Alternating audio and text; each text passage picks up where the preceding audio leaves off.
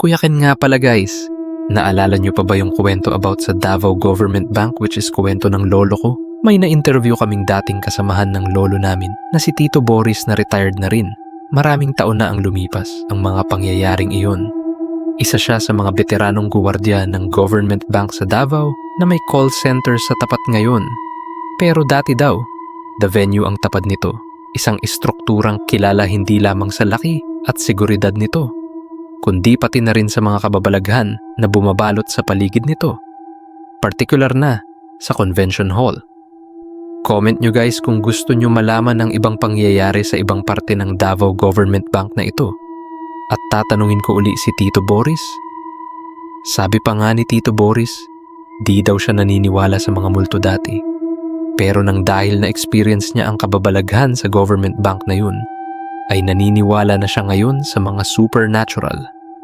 Kung di lang daw dahil sa malaki ang sahod dun para sa security guard, di daw siya tatagal.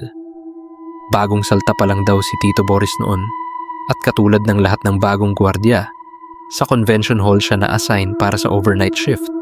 Bago pa man ang kanyang duty, may mga biro na siyang naririnig mula sa matatagal na, "Good luck sa convention hall pre, baka makalaro mo pa yung mga bata mamaya."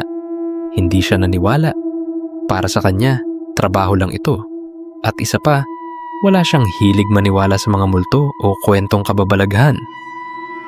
Pasado 1 AM ng madaling araw, habang nag-i-stretching mula sa desk niya, naglakad-lakad siya papunta sa pintuan ng mismong convention hall.